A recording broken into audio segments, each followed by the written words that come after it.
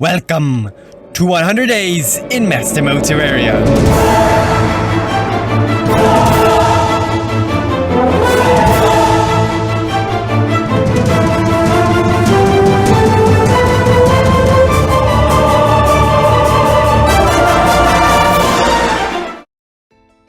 Day 1, I started just like anybody else would by mining some trees. This will allow me to build a base so that I can stay protected from all those ugly little monsters. I then started exploring to the left of the map where I found a big old tree that had a boomerang in it. As I went deeper into the tree, I found a spear and some building tools. Continuing on, I found a giant worm that started attacking me, but I saw a chest and got a little bit too greedy and died. Back home, I upgraded my boomerang into an enchanted boomerang. I then started exploring to the right of the map where I found some climbing claws and some armored shoe spikes. I also died to sand. Day 2, I continue exploring to the right where I found a desert. While looking around, I happened to find a desert temple. I can only find one of these per world, so I'm pretty lucky I found it so early. In the chest was a sandstorm in a bottle that allows me to have a second jump. It's getting dark, so I decided to work on the elevator. This will allow me to go through and down the mines really quick. While exploring the mines, I stumbled by a little mushroom biome. This proved to be very profitable since I found a ton of life crystals, 14 pieces of gold, and a mace. For some reason, there was a buttload of traps here that killed me. On day 3, I upgraded my mace into a flaming mace and went back for my 17 gold. That's when a beautiful little fairy appeared and it showed me the way to another life crystal that I will happily take. While mining some gold, an evil presence started watching me, which means the Eye of Cthulhu wants to fight me. So I grabbed some potions and upgraded my armor when she spawned. Creeping on me slowly but surely, I fought her long and hard, using all the tricks up my sleeves, but she just wouldn't die and ended up despawning on me. On day 4, I upgraded my tools and I went to the corruption because I know I can get a really good weapon here. By throwing some bombs on the corrupted blocks and breaking the orb, I can get a musket. Now I don't want to break too many of these orbs since if I break 3, it'll spawn the Eater of Worlds. And I am not ready for that. Day 5, I found a jungle. The jungle is pretty dangerous if you don't know what you're doing, but it can be one of the most profitable places out there, lending you tons of life crystals and some chests. Day 6, the first thing I did is craft the Ivy Whip, and since I got a musket earlier, I'll be able to spawn the blacksmith from which I can buy a bunch of ammo. Now I feel strong enough to beat the Eye of Cthulhu, so I went to bed, slept through the day, and waited for the night. I grabbed some potions, and I fought her.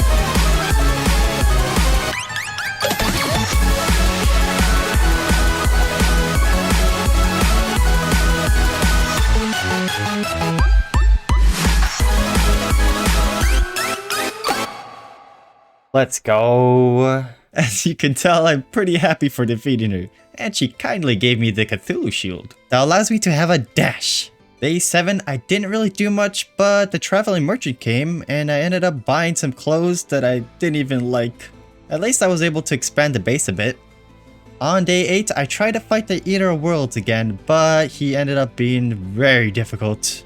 I then mined some obsidian for any future hellstone I might get. By the time I got back, I was greeted by yet another traveling merchant that gave me a red cape that I actually liked.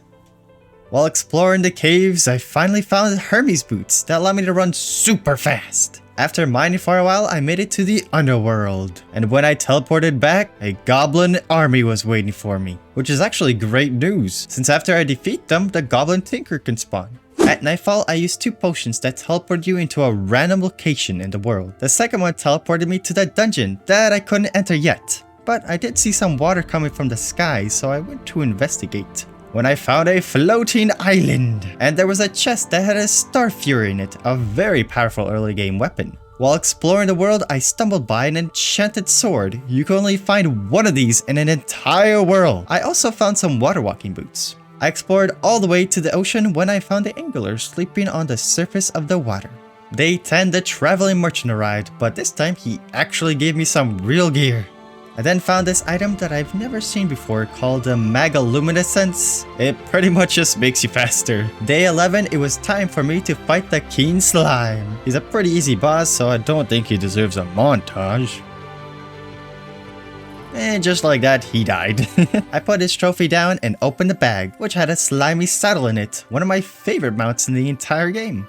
I summoned him again to see if I could find the full ninja set, which he kindly gave me. Day 12 ended up being a disaster. I made an arena to fight the queen bee and even bought the mini shark, but in the end, she was just too strong.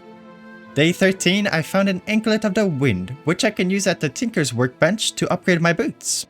I then looted a bunch of random chests and somehow ended up at the ocean. Day 14, I'm ready to fight the Eater of Worlds. So I made an arena, placed some campfires, and started the fight.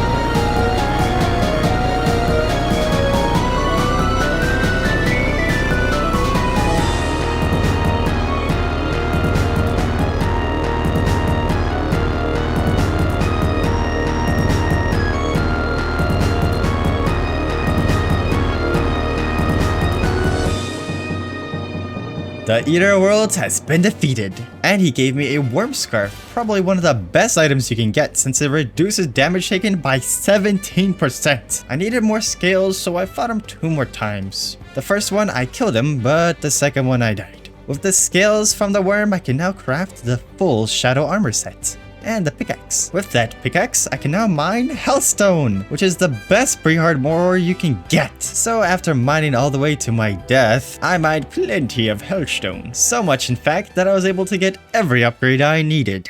Day 16, I wanted to fight Skeletron. So I made an arena, and it was time for me to fight the guardian of this dungeon.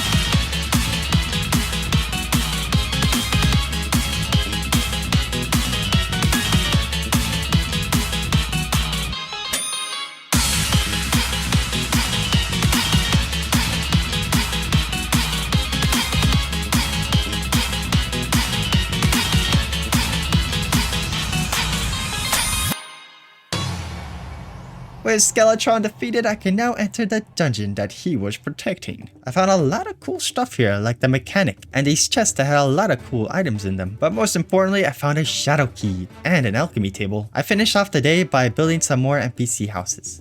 Day 18 to 19, I used the shadow key I got from the dungeon and opened a bunch of shadow chests. I wanted to prepare for hard mode, and one of the best ways to do so is by making a farm. So I bought a bunch of dynamite and I threw it everywhere, making a giant hole. While doing this, I found a goblin tinker, from which I bought rocket boots and a tinker's table. I then used the Tinker's Table to combine my boots with the Spectra boots, and then the Lightning boots. Day 20, I grabbed the gravity potion and I flew into the sky. I wasn't looking for anything specific, but I did want to uncover all of the map and find all its dark little secrets. Day 21 to 24, while exploring the jungle, I found a lizard temple. I can't enter yet since I don't have the key, but this is still a good find. I kept dying to traps in the environment, so I decided to go finish up the farm instead. All I had left was the platform that the mobs spawned on. The farm was already proving to be useful since it had dropped a compass that I used with a stopwatch and a depth meter to make the GPS. Day 25, with the farm finished and all the upgrades I've gotten, I was now ready to fight the Wall of Flesh.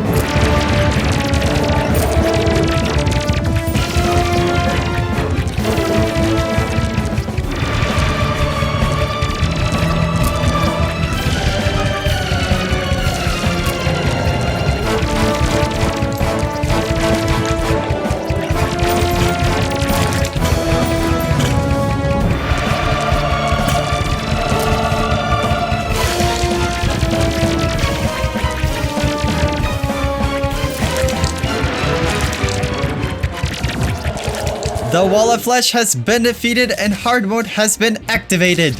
I opened the bag and didn't get any good weapons, but I did get the Demon Heart, which permanently increases the maximum amount of accessory slots I have. I then broke all the demon altars so that a lot more hard mode ores could spawn. After you kill the Wall of Flesh, there's 3 different kinds of ores that can spawn: Cobalt, Mithril, and Adamantite. You need the Cobalt pickaxe to mine Mithril, and the Mithril pickaxe to mine Adamantite, with Adamantite being the best of the 3. I then used all the ores that I mined to get the full armor set. Day 28, I got a Hollow Key, a super rare drop from the Hollow that I can't use until I kill Plantera. From the Souls of Light I got from the farm, I made a Souls of Light key to spawn the Hollow Mimic. I killed a few of these until I got a Daedalus Storm Bow. Day 29, I built to a Skyland to fight wyverns for Souls of Light, a material used to make wings. So after killing a bunch of them, I made myself some angel wings that allow me to have some extra flight. On day 30, I tried to fight the Queen Slime, but I died, so I grabbed some more spawns for her later. On day 31 to 32, I farmed for Souls of Knights so that I could make some boss spawns since I felt strong enough to fight them. So I grabbed some potions and I began my first fight against the Destroyer.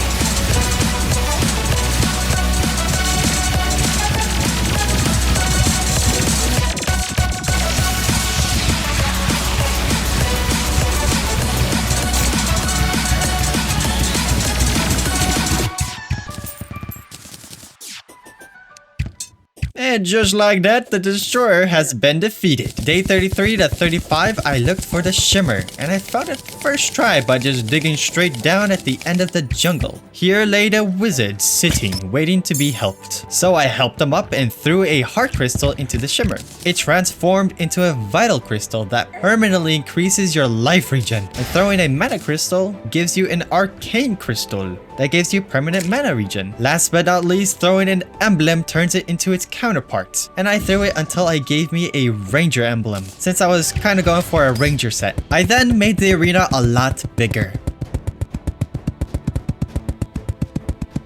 Day 36 to 38, I prepared for Plantera by building a giant arena and a side area for any Plantera bulbs that would like to spawn. With the arena done, I am now ready to fight both the mech bosses left. So, I got the Skelly head and summoned Skeletron Prime.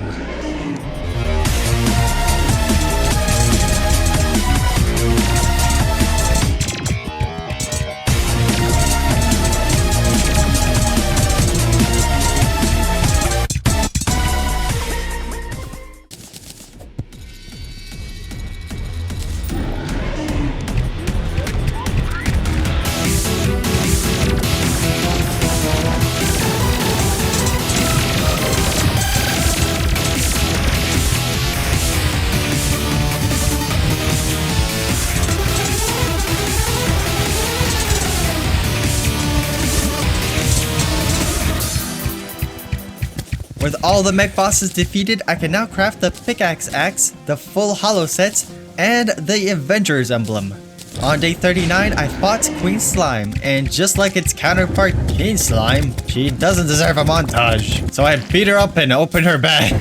That didn't have anything good in it. So I bullied her 2 more times, and actually got something good, an upgrade to my mount that lets me fly.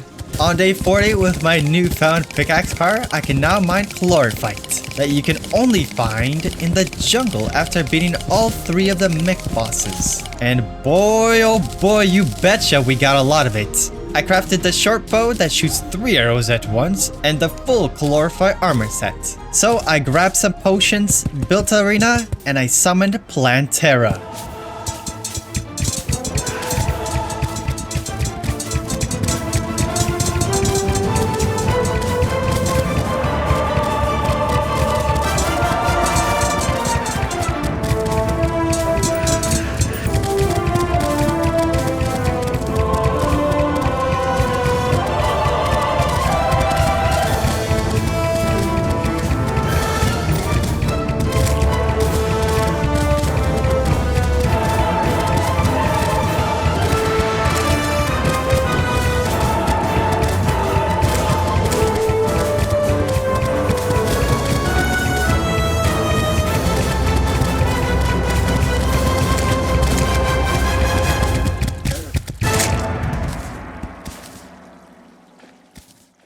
With Plantera defeated, we can now enter the Lizard Temple, which its sole purpose is just to fight the Golem. So I built a tiny arena and tried to fight him, but he ended up being way too strong for me. So on day 42, I made a tunnel for quick access to his temple. I then realized I have yet to kill Queen Bee, so I went to do that. On day 43, I started the search for ice skate boots to upgrade my boots. And after looking through a few chests, I was finally able to get them. When I got back home, a goblin invasion was waiting for me. So, as you can guess, they did not stand much of a chance. After defeating the goblin invasion, I upgraded my lightning boots to the frost spark boots. On day 44, I got the rest of the life fruit I needed to max out my health. And if you throw a life fruit into the shimmer, it transforms into an Ingus fruit that permanently increases your defense by 4. So with my newfound defense and a few potions, I challenged Golem to a rematch.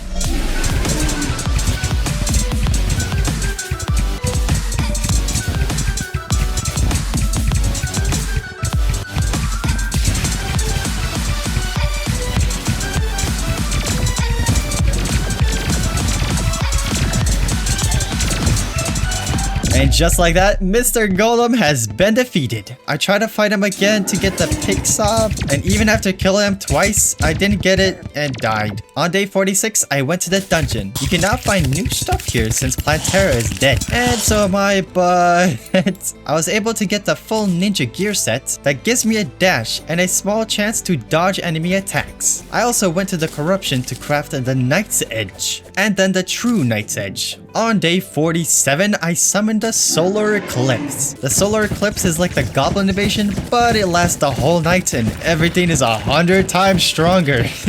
Like this nail guy that just kept on killing me. But the first moth has spawned, so I killed her and got the broken hero sword that I combined with the true Knight's Edge to make the Terra Blade. So I decided I'd die to this nail guy just a few more times before I got my vengeance, and I killed him, and he ended up dropping me the nail gun. That ended up being one of my favorite weapons in this run. And that's the end of that invasion. On day 48, I crafted the Void Bag that acts like a personal vault that you can summon anywhere you are. On day 49 to 55, I finally started building my main base. This will make me feel a lot more cozy in my base. So I mined a bunch of different blocks and built this industrial looking building. I tried to make it big enough not only to fit all my stuff, but also so that all the NPCs could move in too. So enjoy the rest of the build.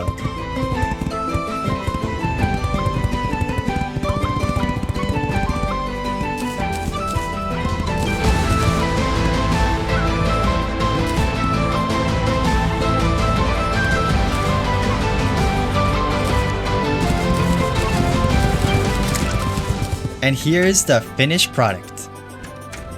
On day 56 to 59, I used the hollow key on the hollow chest from the dungeon to get a rainbow gun. And I tried to fight Duke Fishon, but he was just too quick. So I released all my frustrations at the Eye of Cthulhu, and a little bit at the Queen Slime too. On the bright side, it was a great source of money. Day 60, I caught a bunch of truffle worms, about 11 of them to be specific. I then made a house for the truffle NPCs to spawn, and I bought the auto hammer from him. On day 61, I mined a bunch of mushrooms so that I can make Shroomite bars for the full Shroomite armor set. I didn't have enough chlorophyte for the chest piece, so I threw my old set into the shimmer and it transformed it back into its bar version. And with that, I was able to make the full Shroomite armor set. So with my newfound Shroomite armor and all the truffle worms I'll ever need, I challenged Duke Fishron. But he's not gonna go down that easy. He killed me countless times until I finally was able to have a good run.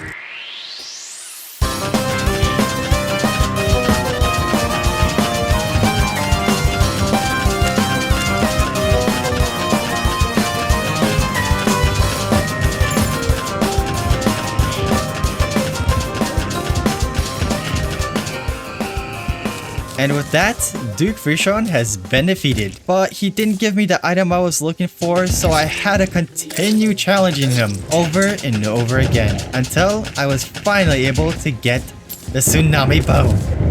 On day 64 to 65, I made a little farm to farm pixies for their pixie dust. Why'd you do this, you might ask? Well, you see, with some pixie dust and a unicorn horn, I can make holy arrows, which is a great combo with the Tsunami Bow to do crazy amount of damage. On day 66, I switched over from the Specialist helmet to the Ranger helmet and summoned the Pirate Invasion. And with my Rainbow Gun and the Tsunami Bow, they did not stand much of a chance. I wasn't looking for any of their items, so I just beat them up senselessly until they left. I also crafted the Naughty Present and the Pumpkin Moon Medallion for any future fights. On day 67, I crafted 3 Deerclopses, which is a pre-hardmode boss that I completely forgot about. He has some interesting attacks where he throws ice everywhere, and this weird hand attack is a pretty cool boss, but sadly I completely forgot about him in pre-hard mode. Surprisingly, he still has some really good stuff for me, like Lucy's axe that likes to talk a lot, and the eye bone that follows you around and acts like a walking piggy bank. On day 68, I summoned the Frost Moon, a wave-based event that has 3 different bosses, starting with the Everscream, a boss that shoots pines like a pine tree. Next is the Santa NK1. He has like a minigun and a rocket launcher. He's a little bit crazy. And last but not least, obviously, the Ice Queen. She shoots a bunch of ice at you. I think it's pretty self-explanatory. So I beat them all up and finished the event. On day 69, I summoned a Pumpkin Moon. It's pretty much the same thing as a Frost Moon, except it has 2 bosses, the Morning Wood and the Pumpkin himself. Another good thing from this event is that I actually needed something from here. It's called the Horseman's Blade, otherwise known as the Pumpkin Sword, that you can only get from the Pumpkin. A solar eclipse spawned right after that, and I did not want to deal with that, so I quickly used the hourglass that I got from fishing to skip the night. It also made this like really cool lunar lights effect in the background. On day 70, I looked at all my spoils when I found a cool pumpkin pet and this very fast tree mount. At nightfall, I looked for the prismatic lacewings that have a rare chance to spawn in the hollow. I can use these to summon the Empress of Light, very difficult boss that I'm gonna fight in the future.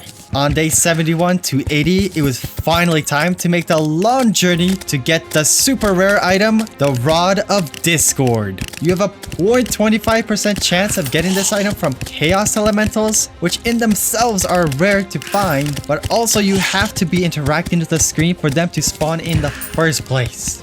So after grinding for ages, I was finally able to get mine, which allows me to teleport. Continuing on day 80, I tried to fight the old man's army, but I got completely obliterated.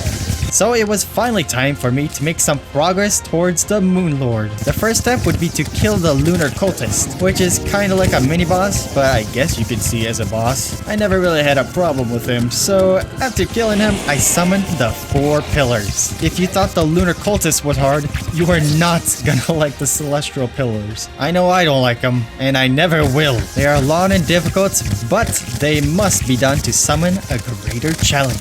and that is to summon the Moon Lord. So I kept on dying and beating up the pillars, and on my last pillar, I threw my rainbow gun and died. But my rainbow gun was still there, and it broke the pillar, summoning the Moon Lord.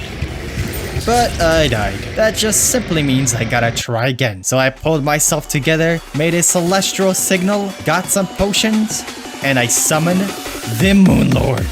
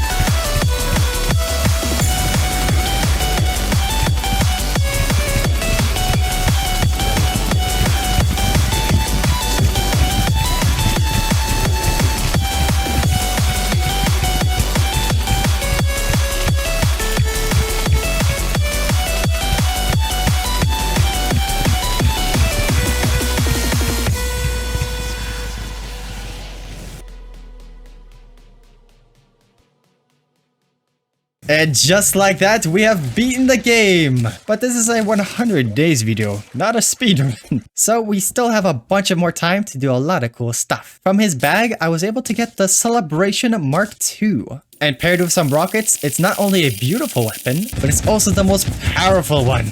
I then threw my Rod of Discord into the Shimmer, transforming it into the Rod of Harmony, which allows me to teleport without taking any damage. On day 85, it was time for me to fight the last boss in the game, the Empress of Light.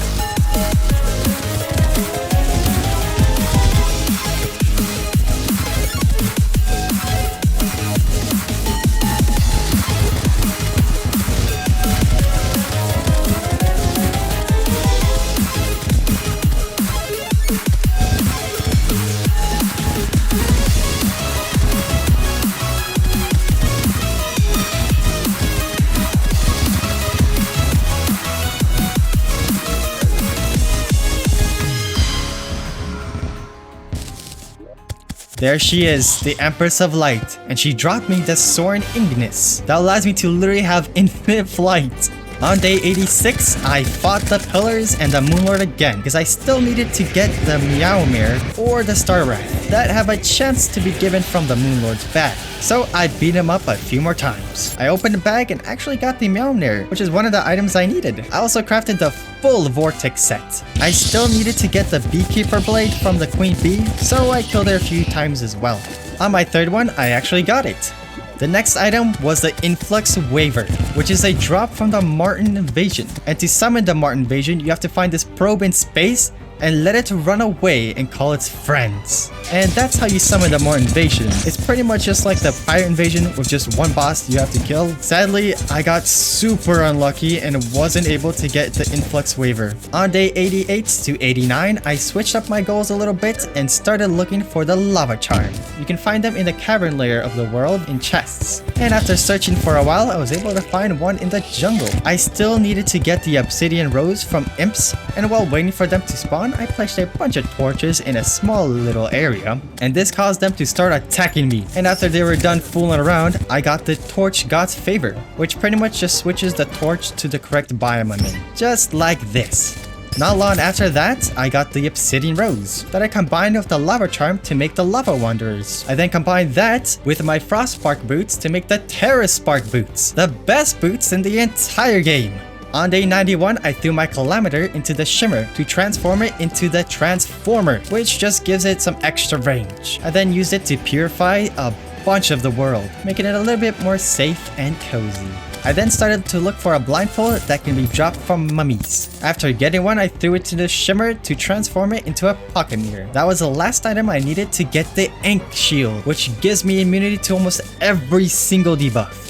On day 92 to 93, I killed the Moonlord 4 more times to acquire the Star Rat. Day 94, I still have to get the Marten Sword. But the problem is, once you defeat the Marten Invasion once, its chances of spawning again lower a ton. So to save me some time, I just made a new world on Master difficulty, but I still had to kill all the bosses all the way up to Golem. So I killed all the bosses I needed to, starting with Wall of Flesh, and I quickly went back to the surface to fight all 3 of the mech bosses all at the same time. And then I went to go fight Plant Terra and Golem. I quickly searched for the Marten Probe and summoned the Marten Invasion once again. After killing a few Marten Sorcerers, I finally got the Influx Waver. So it was time. I grabbed each weapon I've been collecting all the way up to this point to combine them all to make the greatest weapon. The Zenith, the best weapon in the game. By itself, it almost does 10,000 damage, but I can still make it way more powerful. By killing the Moonlord, I can get some more Luminite bars to make the full Solar Flame armor set. This paired with some charms increased my damage by 5,000. I still have 5 more days left to do something, so I thought I might build something beautiful for you guys. So I started construction on this build. I hope you guys enjoy it.